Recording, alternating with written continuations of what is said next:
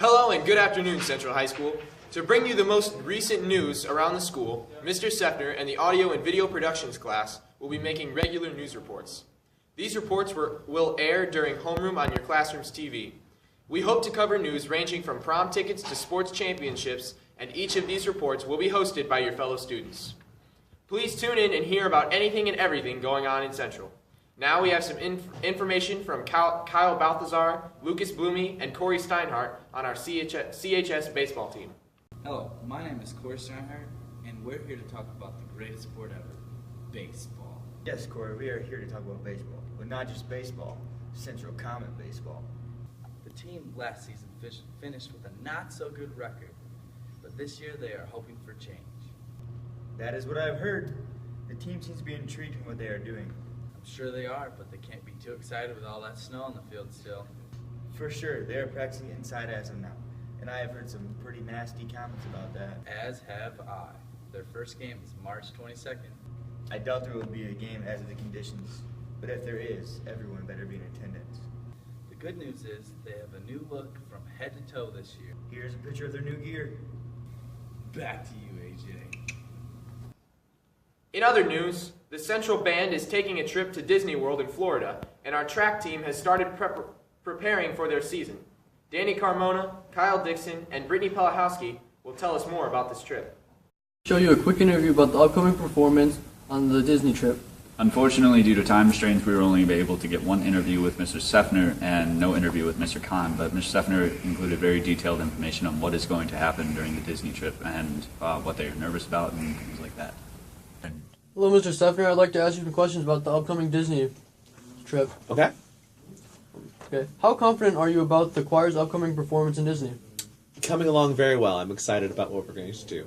We've been spending last 3 months on literature, trying to get everything ready with the choirs. So trying to combine between different classes makes it a little bit difficult, but I'm comfortable with where we're going to be come Saturday. Yeah. Okay. Have you crossed any challenges getting into Disney? The challenge we have with Disney, we have to go through an audition process, and so the challenge is making sure we have everything submitted on time and getting approved through the process. So we had to go through an actual application process and submit a tape that was kind of nerve-wracking. So yeah. Okay. How much extra time have you put into preparing? Countless hours.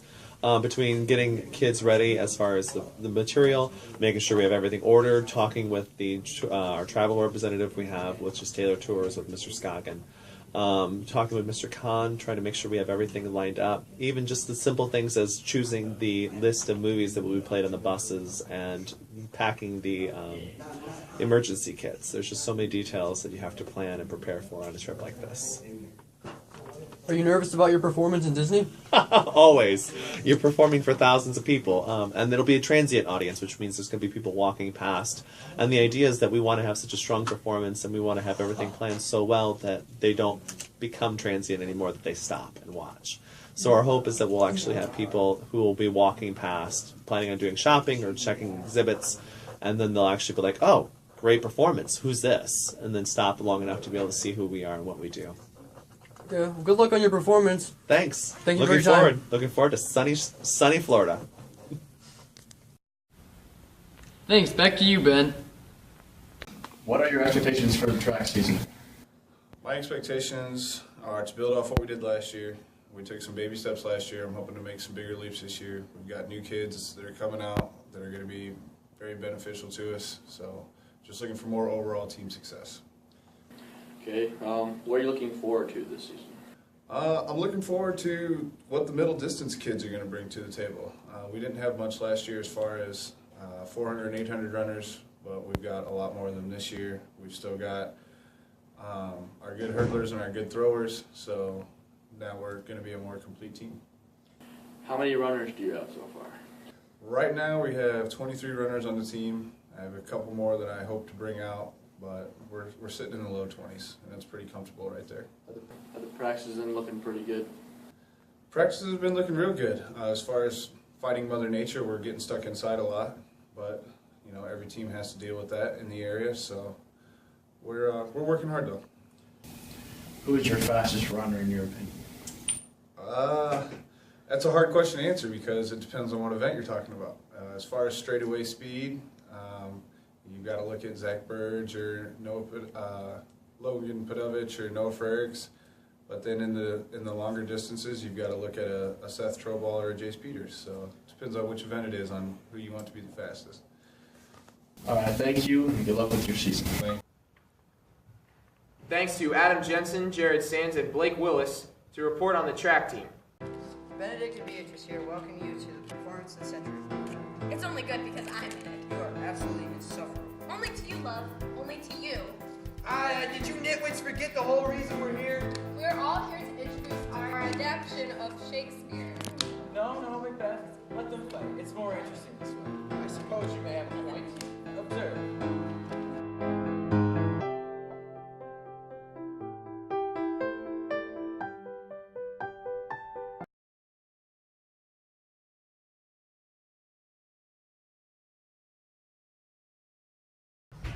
Hi, my name is Colton and I'm reporting for Central High School.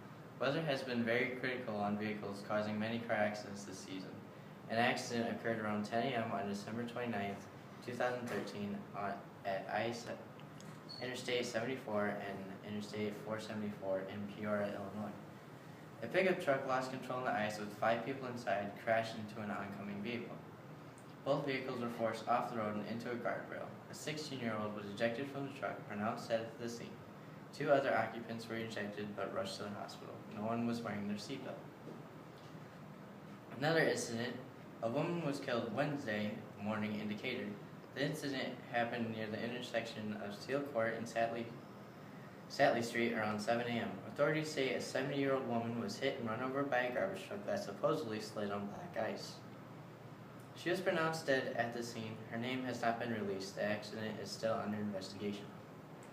5 people involved in a Florida collision died early on February 9th, 2014. A Ford Expedition SUV traveling south on northbound Interstate 275 in Tampa, Florida, collided head-on with a Hyundai Sonata just after 2 a.m., killing the SUV driver and all 4 people in the other car, according to the Florida Highway Patrol. The SUV became engulfed in flames, the patrol had said.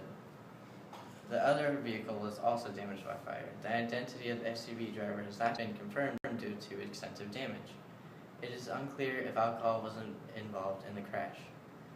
In California, 6 people were killed in a pre-dawn crash when a motorist was traveling the wrong way on a highway east of Los Angeles, according to the California Highway Patrol. 3 vehicles were involved in the crash on the 60 freeway in Diamond Bar, California, according to a State Patrol news release. Chevrolet Camaro was headed eastbound in a westbound lane 60 east of Diamond Bar Boulevard when it struck a Ford Explorer, which was then hit by a Ford Freestyle. The driver of the Camaro, a 21-year-old woman, suffered major injuries and 2 of her passengers died, as did 4 people from the other 2 vehicles, the patrol said. The driver was placed under arrest for suspicion of driving under the influence of alcohol, causing great bodily injury and death, and for manslaughter.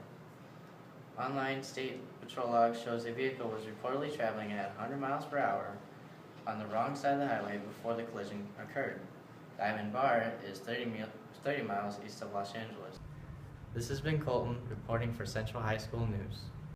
Prom's coming. Here's 10 things guys must have to do before prom. You gotta have a tux to look good while you're dancing. A corsage so your day can look special and flowery. A restaurant reservation. Stay classy, get a restaurant somewhere fancy. Dancing skills. Don't want to dance? Stay home. Prom tickets. Probably need these for you and your date. Transportation. Your better ride, the better you look. A good camera, good cameras, good pictures, clean memories. Some sort of cologne. Smell good, people will treat you well. Watch The Vow. Perfect example of how to treat a woman who barely knows you. Grooming. Self-explanatory. You want to look so good you can't stop looking at yourself. While we're on the topic of prom, Abby O'Hara, will you go to prom with me? Also, thanks to Connor Call, Nick Smith, Austin Moore, and Mason Tryman for our advertisements. Thank you for tuning in, and these broadcasts will be regular, so be ready for us to come back with more soon enough. Have a good day, Central High School.